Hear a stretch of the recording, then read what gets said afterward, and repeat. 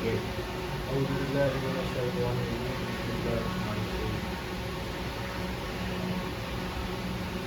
सामईन हज़रात, अस्सलाम वालेकुम रहमतुल्लाहि व बरकातहू। तशरीफ़ फरमा जनाब जमालुद्दीन रहमानी साहब,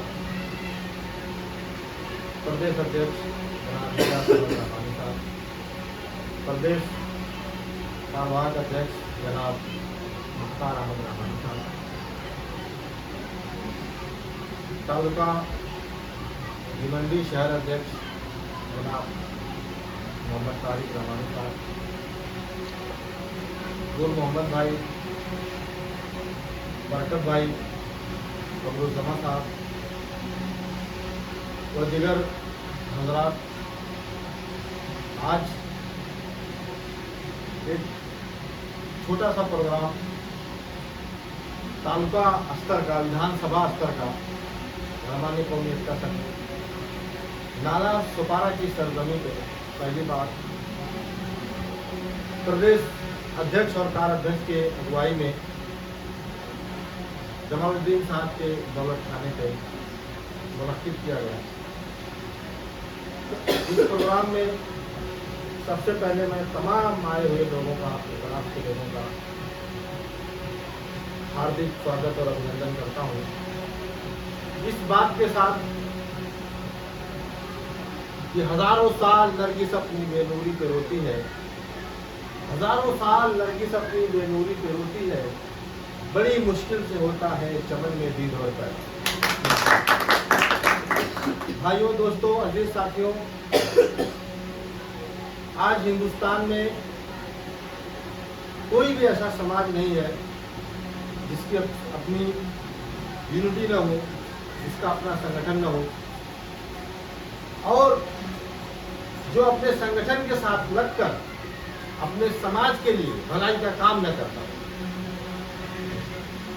इसी तर्ज पर रहमानी कौमी एकता संघ ने अपने समाज के लिए सन 1999 में एक ऐसा संगठन दिया जिसकी उस वक्त से लेकर आज तक समाज को बहुत ही सख्त जरूरत थी।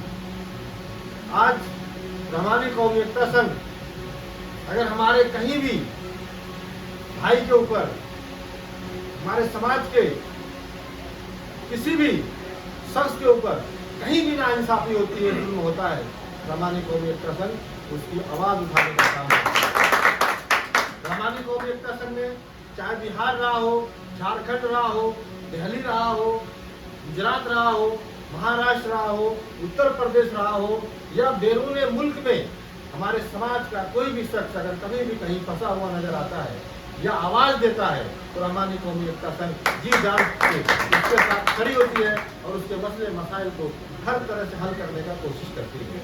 इसलिए मैं अपने समाज को ये पैगाम देना चाहता हूँ, अपने समाज से ये गुजारिश करना चाहता हूँ कि आप तमाम हजरात बिना किसी तफरीक के, बिना किसी के बहकावे में, बिना चूम चरा किए हुए आप रहमानी कौमी एकता संघ को ज्वाइन कीजिए। रहमानी कौमी एकता संघ एक ऐसा प्लेटफॉर्म है कि आपका कुछ भी नुकसान नहीं है, आपसे कुछ भी नहीं लेता है। उल्टा रहमानी कौमी एकता संघ के जो मुखय्यर हजरात हैं, रहमानी कौमी एकता संघ में कुछ चंद ऐसे अशखास हैं जिन्हें अल्लाह ने नवाजा है, वो अपने समाज के लिए दिन रात मेहनत कर रहे हैं, दिन रात मेहनत कर रहे हैं। सिर्फ जरूरत है रहमानी कौमी एकता संघ को फॉलो करने का।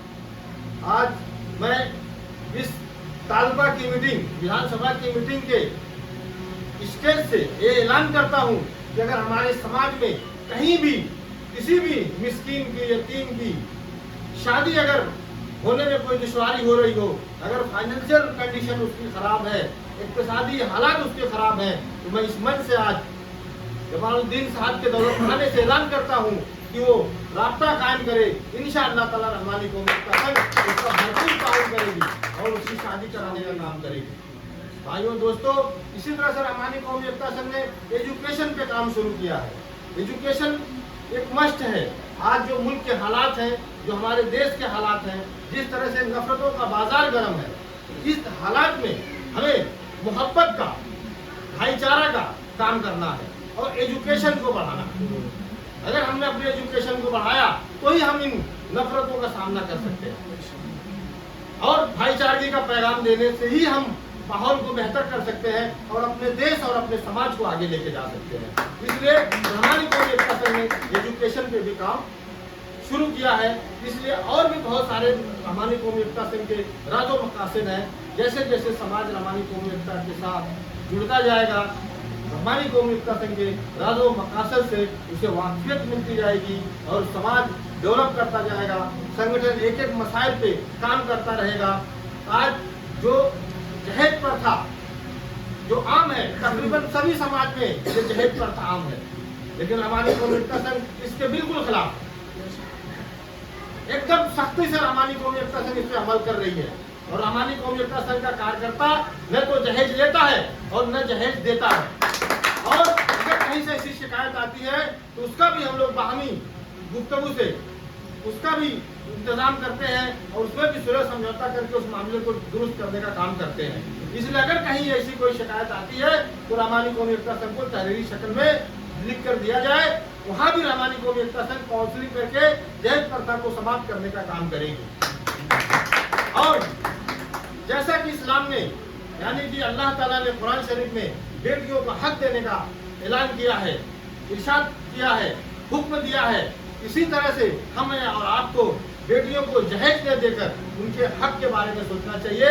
जो उनका हक होता है, जिस तरह से लड़कों का हक है अपने वालिदैन की जायदाद में, उसी तरह से बेटी का भी हक है उसके अपने वालिदैन के जायदाद में। तो हमें अपनी बेटियों का हक देने का काम करना चाहिए, लेकिन उसके जहेज और जो ये रस्म रवाज है शादी ब्याह की फजूल, इससे बचने का काम करना चाहिए। इस पर भी हमारी कौमी एकता संघ कंटिन्यू लगातार काम कर रही है। इसी तरह से हमारी कौमी एकता संघ ने मेडिकल क्षेत्र रहा हो, जिसमें या खेल के मैदान रहे हो या किसी भी प्रकार की समस्या रही हो, ओबीसी का मामला जो बहुत बड़ा संगीन मामला है, जो मुल्क आजाद होने के बाद से आज तक पेंडिंग है, इसकी लड़ाई जो भी संवैधानिक थी संगठन कंटिन्यू लड़ रहा है, संघर्ष कर रहा है। इंशाअल्लाह ताला अभी जो नई सरकार बनी है उसमें वापस से हम लोग प्रयास करेंगे, मेहनत करेंगे और ओबीसी लेकर आएंगे, क्योंकि ओबीसी एक ऐसा रास्ता है जिससे हमारा समाज जल्दी से जल्दी डेवलप कर सकता है। जल्द से जल्द डेवलप करने का एक ही रास्ता है कि ओबीसी हमें भी मिले। ये काम सरकार हमारे साथ सौतेला व्यवहार कर रही है। इसके लिए भी हम जल्द ही जन आंदोलन छेड़ने का काम करेंगे। और जैसा कि हमारी फाइल सर्वे होने के बाद भी आयोग में पेंडिंग है, तो उस पर भी हम जल्द ही उन आयोग अध्यक्ष से मुलाकात वापस से करेंगे, करके उस पर क्या चर्चा है, क्या उन्होंने डिसीजन लिया है, वो भी हम समाज के सामने रखने का काम करेंगे। भाइयों दोस्तों, क्योंकि बहुत सारे वक्ता पहले बोल चुके हैं, इसलिए वक्त बहुत ही काफी हो चुका है और हम लोग काफी दूर से आए हुए हैं, तो हमें अभी मुंब्रा में एक प्रोग्राम में शामिल होना है। इसलिए मैं अपनी बात मजीद तवील न करके आप लोगों के सामने एक शेर कहकर अपनी बात को खत्म करूंगा कि नहीं तेरा नशेमन कसरे सुल्तानी के गुंबद पर, नहीं तेरा नशेमन कसरे सुल्तानी के गुंबद पर, तू शाही है बसेरा कर पहाड़ों के चट्टानों। जय हिंद, जय महाराज।